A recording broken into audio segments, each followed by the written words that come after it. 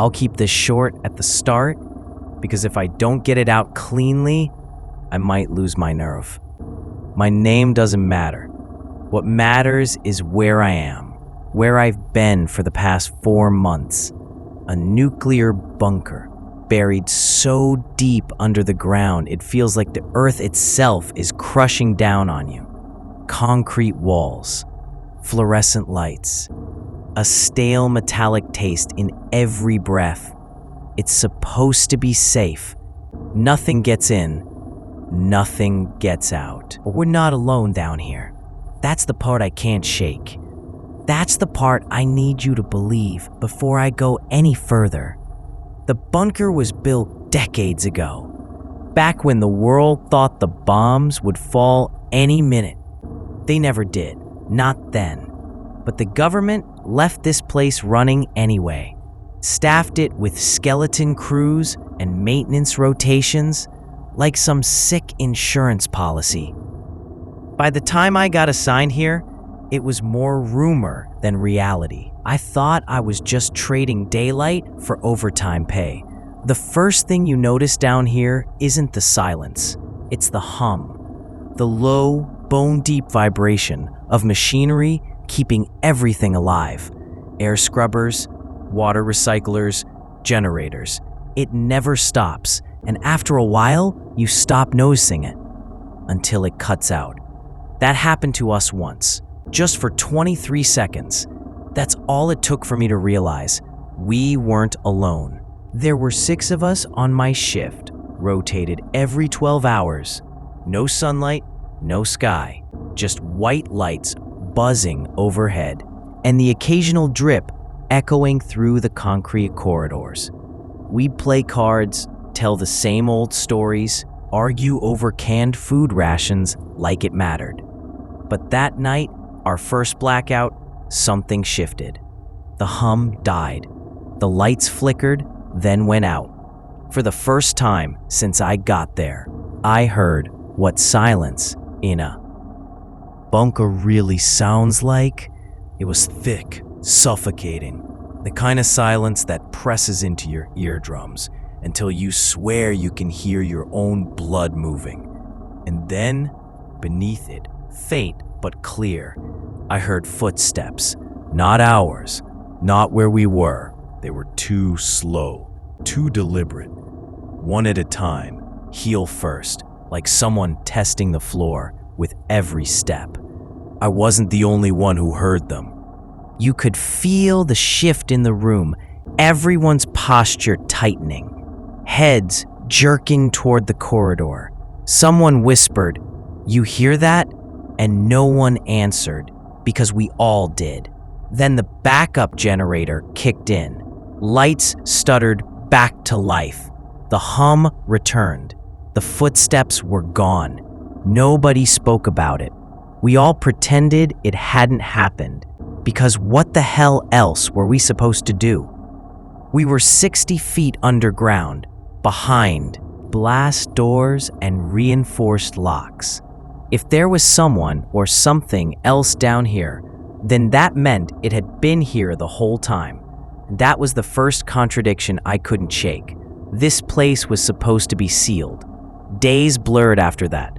You lose track of time underground, even with shift clocks. Sleep feels shallow, like your dreams are rationed out as carefully as the food. My stomach knotted tighter with each meal. My skin itched under the recycled air. And always, I found myself straining past the hum, listening for something beneath it. Sometimes I swear I heard whispers, faint as leaking steam. Sometimes I smelled something damp and sour, like earth that had been turned over after rotting. The others acted like they didn't notice, but I could see it in their eyes. They were listening too. There's a trick the bunker plays on you. One I didn't expect. The corridors all look the same. Same gray walls, same pipes overhead, same flickering bulbs. Walk far enough and you lose your bearings. You tell yourself it's a circle or a square or some logical pattern. But there were nights I walked and walked, And when I turned back, it felt like the walls had shifted while I wasn't looking. Like the bunker didn't want me to leave. One night on patrol, I found a door I didn't recognize. That shouldn't have been possible. We all knew the layout, had to, for safety drills.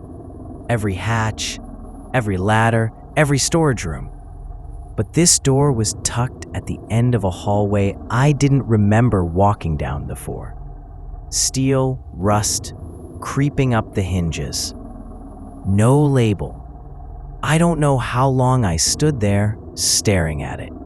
My flashlight beam shook in my hand, even though I told myself it was nothing. Just fatigue. Just bad memory. Then I realized something that made my stomach drop. The door was breathing. Not swinging, not shifting. Breathing. Slow, shallow pulls of air. Like the steel itself was inhaling through the cracks. I stepped closer, pressed my ear against it, and I swear to you, God help me, I heard someone whisper my name from the other side. That's when I ran. But the door isn't gone. I still pass that hallway sometimes, and it's always there, waiting. Rust spreading wider, the breathing louder. And the others, they're starting to hear it too. I wish I could tell you we sealed the door, that we welded it shut, marked it off on the maps, and never went near it again. But the truth, we did nothing. We were scared, yes, but we were also under orders. You don't deviate in a bunker. You don't discover things that shouldn't exist. You write your patrol logs, you file your reports, and you keep the chain of command clean.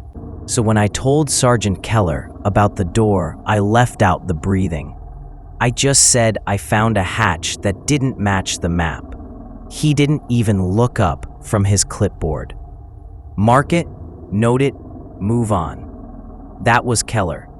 Stone jaw, dead eyes, hair cropped so short it looked sandpapered. A man welded to the rule book. He didn't believe in ghosts. He sure as hell didn't believe in doors that breathed. But later that night, I caught him staring down that corridor himself. He thought I didn't notice, just one long glance, when he thought nobody was looking. Then he turned away, stiff as iron, and never mentioned it. That was the first time I wondered if Keller wasn't as unshakable as he wanted us to believe. The others whispered, though, quietly. When the lights dimmed for night, I'd hear them in bunks across the barracks, half asleep, voices muffled by blankets. They called it the bad door. Simple, childish, but it fit. The kind of thing you name because you don't dare describe it. One night, Santiago leaned across the card table and said, "It watches us." Nobody laughed. Nobody called him crazy. We just kept playing, the air heavier than the cards in our hands. That was the thing about the door. It spread. Not just the rust, not just the breathing. The idea of it spread. Once you knew it existed, you couldn't stop thinking about it. And the bunker fed that. Every pipe hiss, every flicker of light, every faint echo, it all bent your thoughts back to the same place. I tried avoiding it, keeping to the main halls, but the bunker has a way of pulling you where you don't want to go. Once on a midnight patrol, I turned left instead of right, and there it was, the door, glistening with condensation, like it had just sweated through the concrete. I swear it looked closer than before, like the corridor had shortened just to shove it into my path. I didn't touch it, not that night, but someone else did. It was Kravitz, big guy, voice like gravel, the one we all thought would last the longest. He was the first to joke about the footsteps during the blackout, the first to snap back at the whispers when they got too real. But when he started skipping meals, We knew something was wrong. He'd sit on his bunk, staring into space, lips moving like he was muttering to himself. At first, we thought it was nerves. We were all cracking in our own ways. But then one shift, he disappeared. We tore the bunker apart looking for him. Barracks, storage rooms, machine bays, even the filtration ducts. Nothing. Keller barked himself hoarse, ordering us through search patterns. But the truth hung in the air. We all knew where Kravitz had gone. The door. I didn't want to see it. I didn't want to confirm what we all suspected. But when my patrol looped that way, I froze. The rust was worse. Thick veins of it had bled across the metal, like the door itself was corroding from the inside out. And at the base, pooled dark against the floor, was a streak. Not blood, not at first glance. Too thick, too black. It looked more like oil. I told myself that anyway. I told myself it was just a leak, some machine fluid Kravitz had spilled before vanishing. But when I crouched closer, I caught the smell. It wasn't oil. It was iron. Wet, metallic, unmistakable. Blood. And faintly, just barely, I heard it again. Breathing. Faster this time, like the door had been running. I stumbled back, heart hammering so hard I could hear it over the hum of the generators. I wanted to shout, to call the others, to pound on Keller's door until he listened. But before I could move, something else happened. The door whispered. Not my name this time. A different word. Hungry. My flashlight flickered. The air chilled. And from the seam of the door, a single drop of black-red liquid rolled out, slow as syrup, and hit the floor with a sound far too loud for what it was. Plink. That sound followed me down the hall, even after I ran, even after I slammed the barracks door shut and buried myself under my blanket like a child. The next morning, Keller called us into formation. His voice was steady, his clipboard crisp. Kravitz deserted, that's all. None of us argued. But every one of us glanced at the empty bunk, then at each other, and thought the same thing. You don't desert 60 feet underground. Keller's word was law. At least, that's how it was supposed to work. He called Kravitz a deserter, and the official report went into the log. Subject abandoned post during night shift. Presumed derelict. We all nodded. We all saluted. But inside, none of us believed it. The bunker was sealed. To leave, you'd have to override multiple codes, crank a manual valve the size of a car tire, and survive the pressure lock without crushing your lungs. Kravitz wasn't stupid, and he wasn't suicidal. He hadn't deserted. He'd been taken. I started noticing small things after that. At first, I thought they were tricks of the mind, little fractures caused by lack of sleep, but they added up. The food tasted different, not every meal, but often enough to unsettle me. Sometimes it was too salty, sometimes too bland, like the cans had been tampered with. I'd fish through the stew and swear there was meat in there that wasn't on the label. Veins and sinew that didn't belong. The lights flickered more often too, buzzing like angry wasps. You'd be walking the corridor, shadows stretched in every direction, and then, blink, darkness, just long enough for your brain to invent shapes. And the air. Christ, the air. The scrubbers were supposed to keep it pure, clinical. But sometimes, when the hum dropped low, I'd catch whiffs of soil, wet earth, like freshly dug graves. Once or twice, I swore I smelled smoke, acrid and sharp, as if something was burning just beyond the walls. Santiago said the same. He was a wiry kid, nervous eyes, hands that never stayed still. He cornered me one night while I was checking the generators. His face was pale, sweating under the sick fluorescent glow. "You smell it too, don't you?" he whispered. I didn't ask what it was. I just nodded. He leaned closer. "It comes from the door." I tried to deny it, but he gripped my arm hard, his nails digging into my skin. "Don't lie. Don't you dare. We both know where Kravitz went." His breath smelled like copper, like he'd been biting his tongue raw. Before I could answer, the lights above us flickered. Just once. A blink. And in that blink of darkness, I swear I saw someone standing behind him. Not Kravitz, not anyone I recognized. Just a tall, narrow shadow. Its edges wrong, like smoke held in the shape of a man. The light snapped back. It was gone. Santiago must have seen my face, because he smiled, a cracked little smile. "You saw it too. That night he didn't sleep." None of us did, really. But Santiago was the only one who paced the barracks until his boots wore a line in the floor. The next morning he was gone, just like Kravitz. We searched again. Keller barking the same empty orders. I could see it in his jaw, tight as wire. He knew. He just wouldn't say it.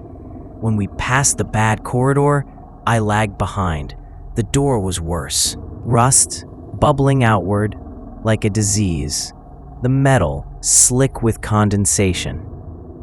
The breathing, louder now, steady as a heartbeat. And on the floor, where the streak of black had been, there was more. A puddle. It hadn't dried. Fresh. I crouched, flashlight trembling, and shone it into the puddle. Something floated in it. A tooth. Human.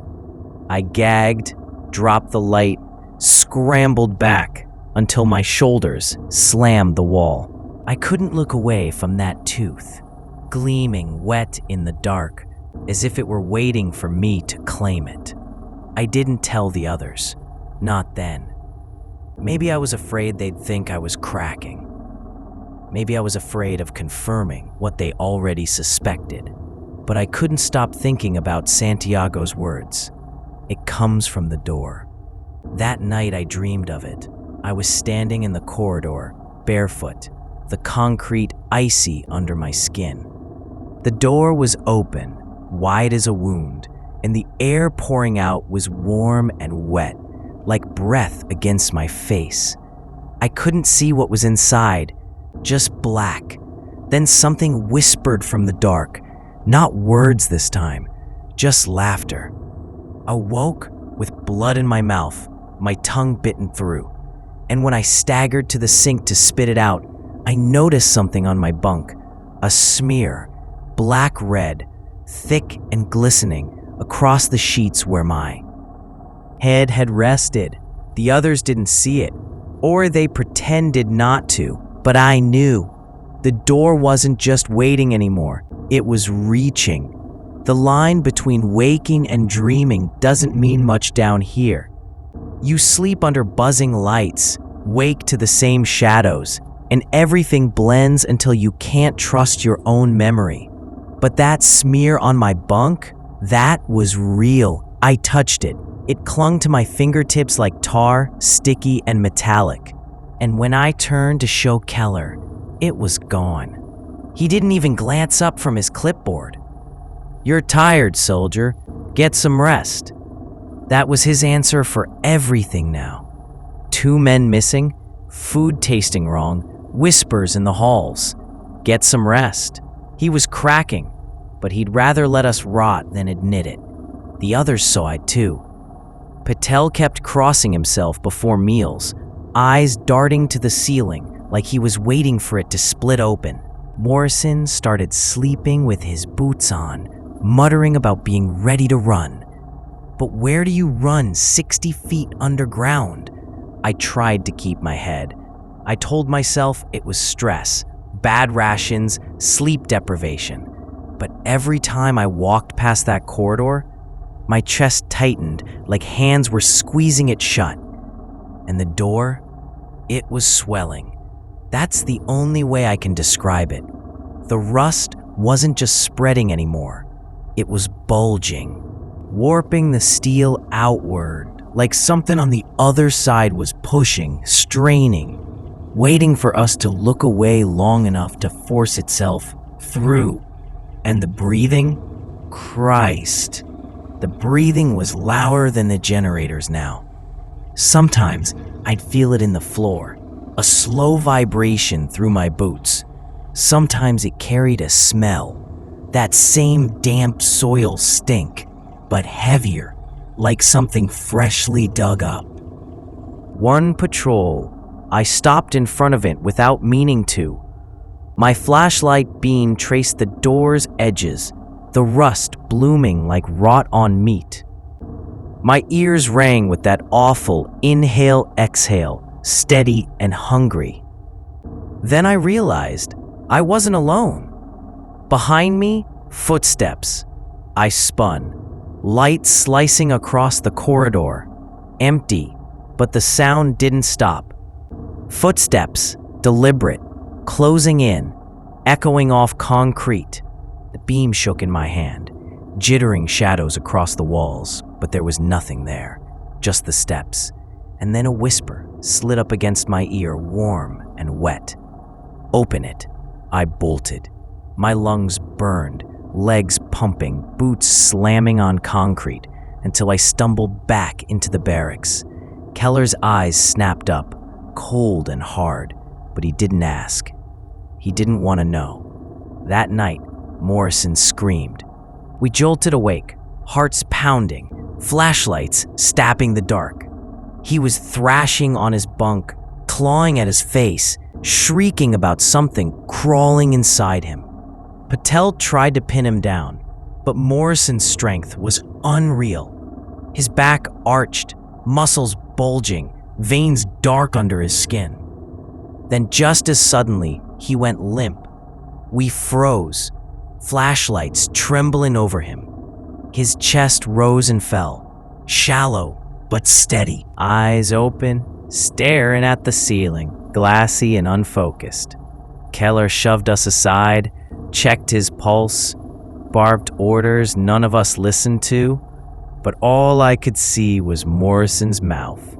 It was moving, not words, not breath, just moving, forming shapes too fast, too wrong, like something was speaking through him in silence.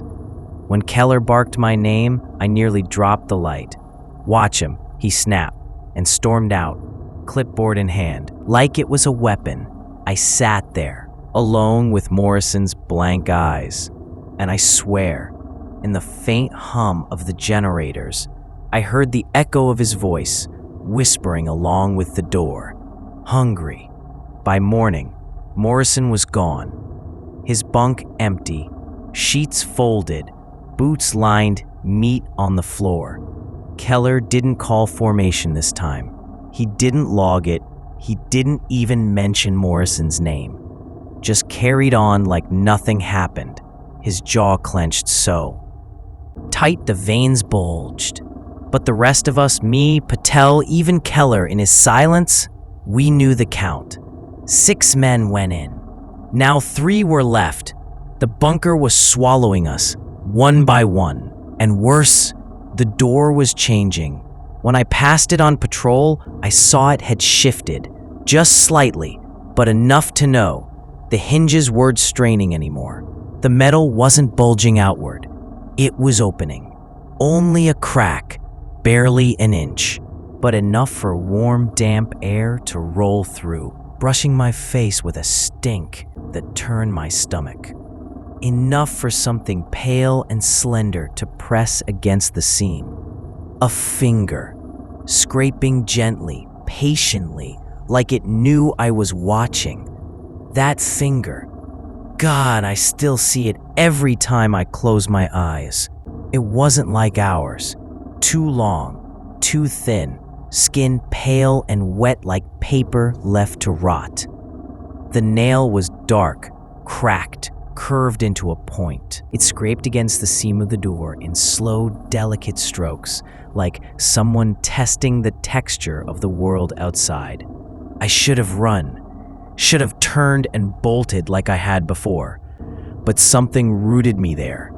My flashlight beam jittered over the rust, the crack, that finger, and I couldn't move.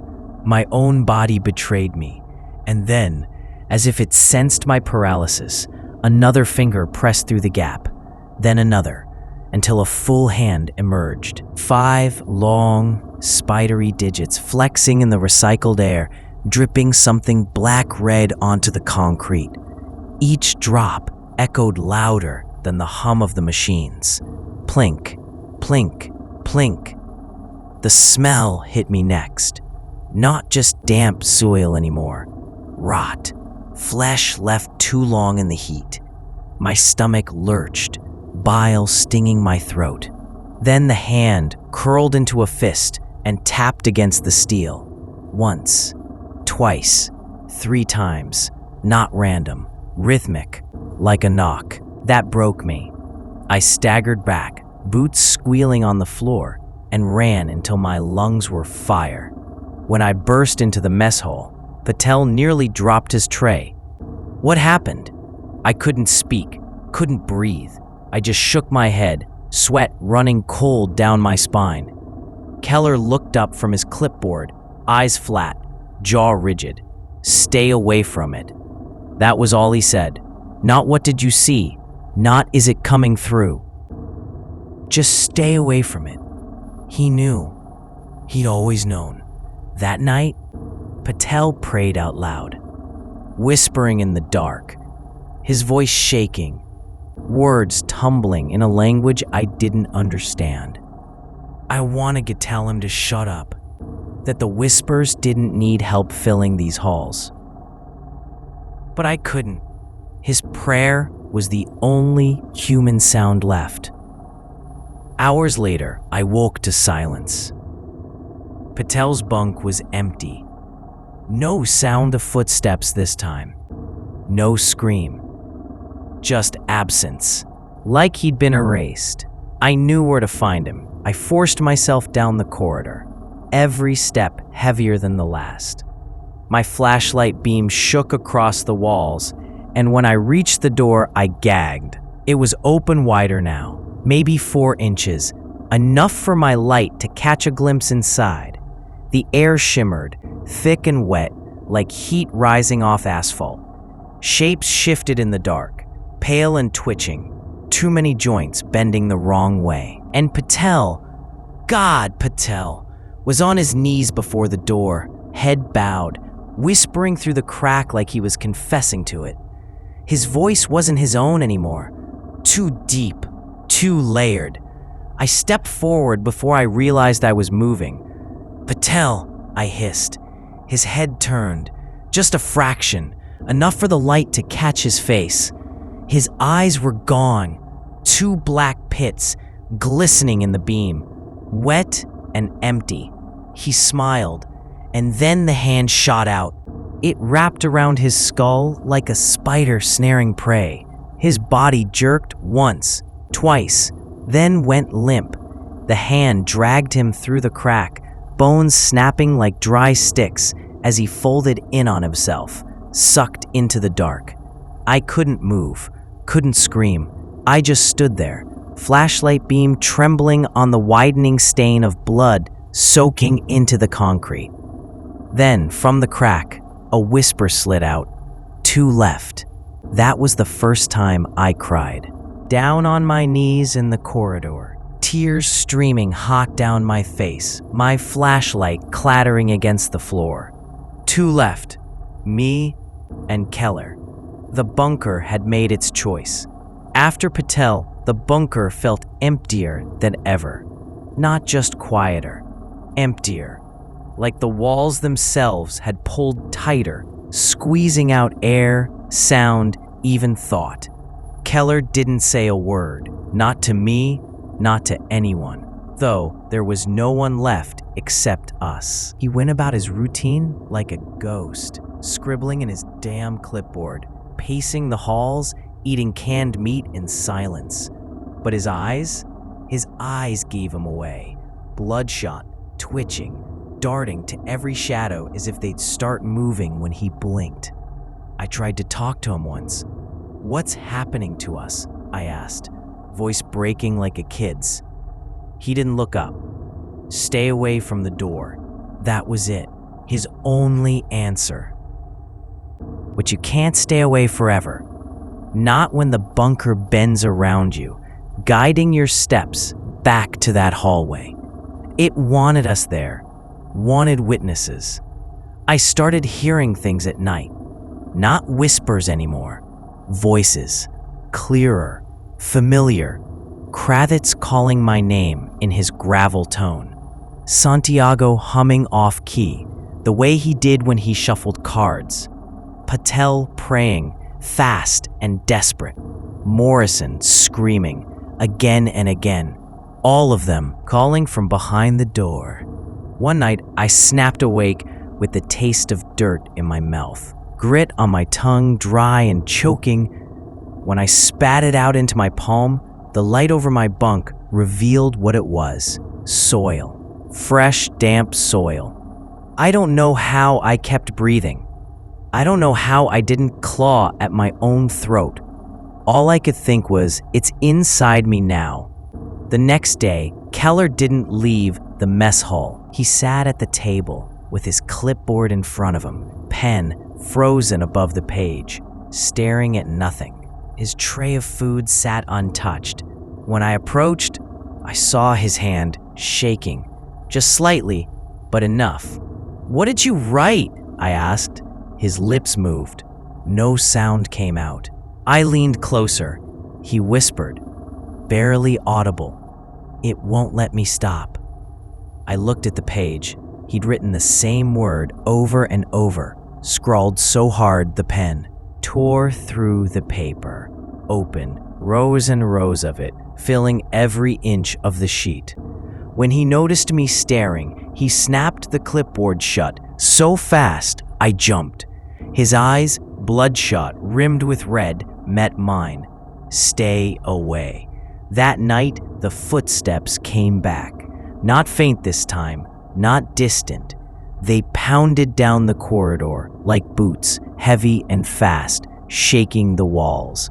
I leapt out of my bunk, heart hammering, flashlight beam cutting the dark. The steps stopped just outside the barracks door. Then 3 sharp knocks. I couldn't breathe. My throat locked, every muscle frozen.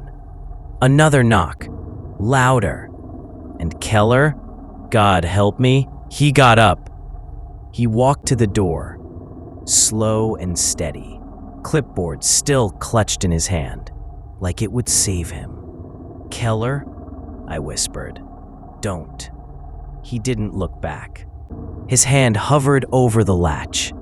For a moment, I thought he was going to open it. My chest crushed under the weight of that thought, imagining what waited on the other side. But then his hand dropped. He stepped back, and the knocking stopped. Silence. We both stood there in the dark, holding our breath. Then, from the other side of the door, a voice called out. Not a whisper, not layered, clear. It was Patel. "Open up, please, it's cold." I broke.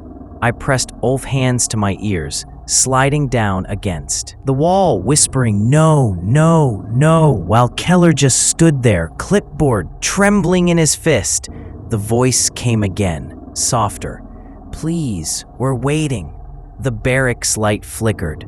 My flashlight dimmed.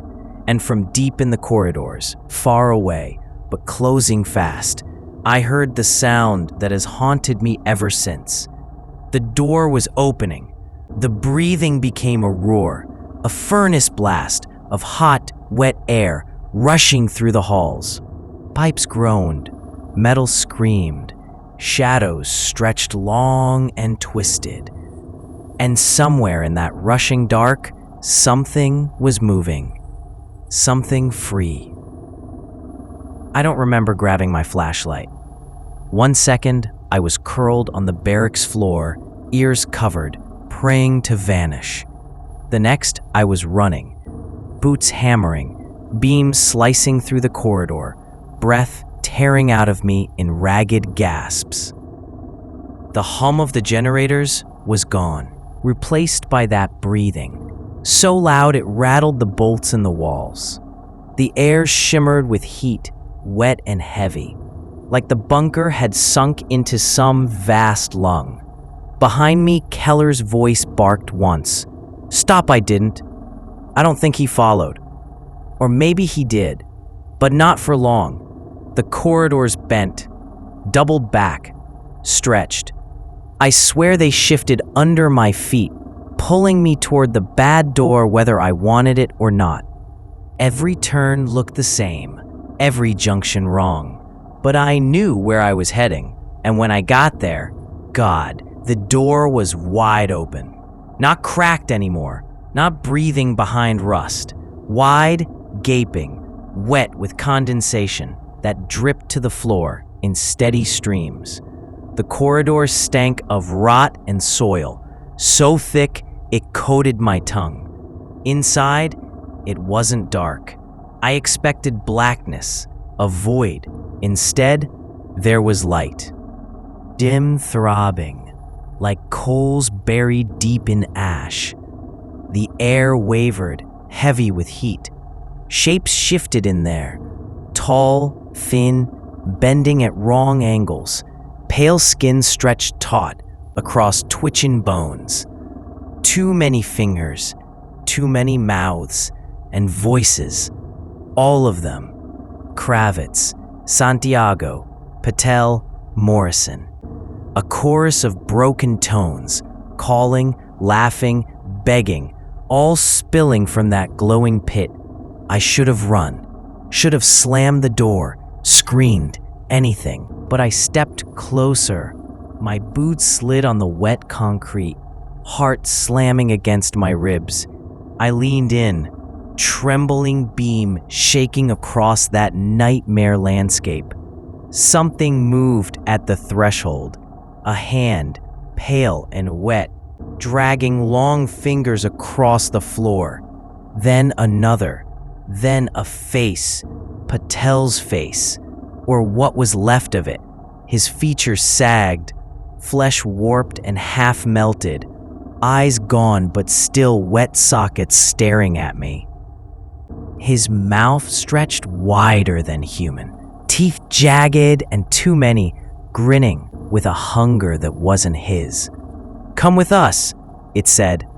His voice, perfect. I stumbled back, flashlight slipping from my grip. The beam rolled across the corridor, painting twisted shadows up the walls. Behind me, footsteps. Keller, clipboard still in his hand, eyes wide and wet, sweat streaming down his face. He wasn't barking orders anymore.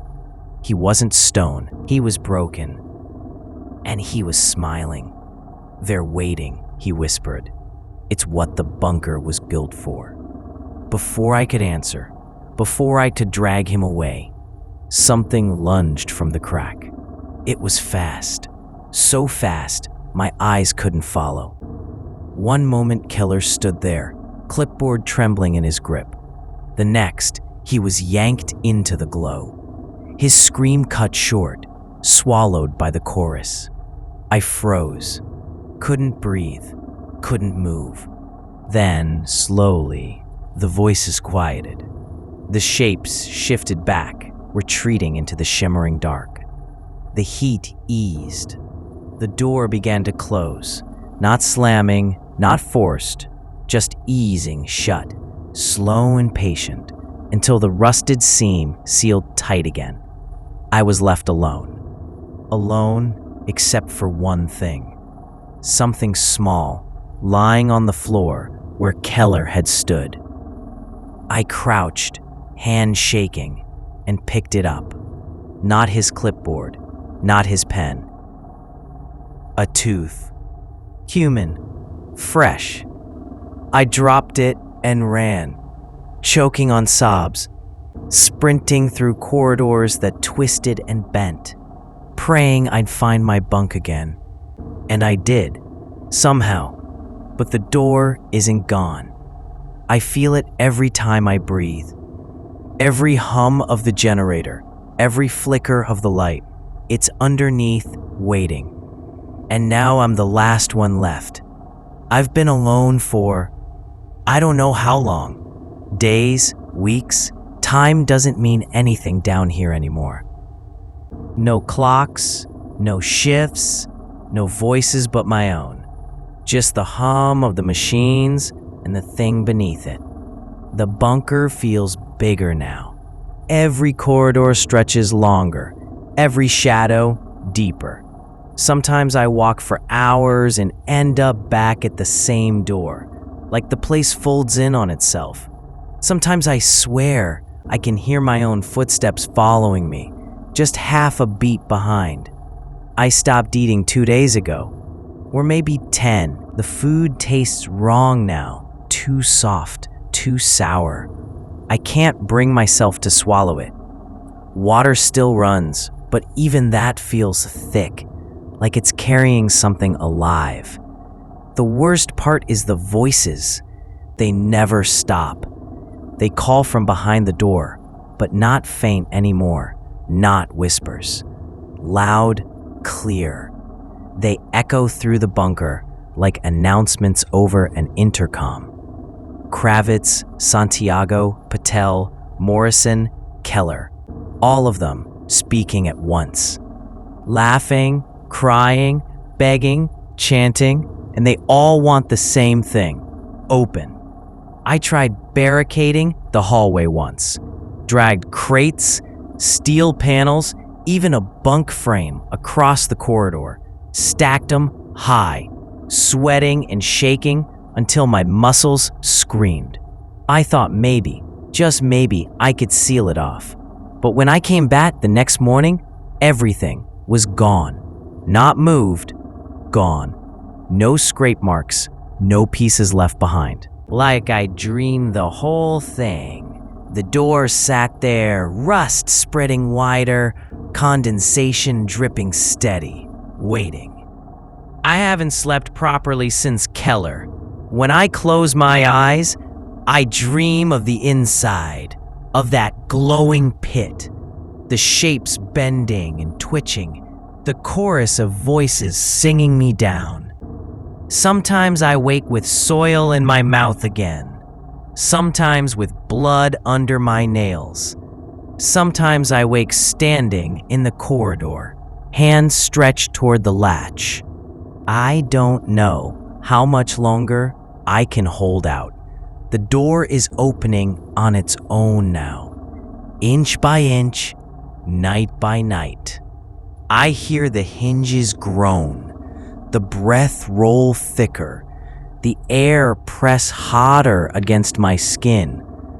Soon it won't need me.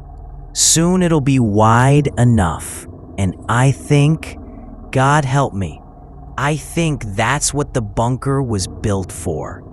Not to keep us safe, not to shelter us from bombs, to keep it in. But the steel is old, the rust is spreading, and I'm the only one left.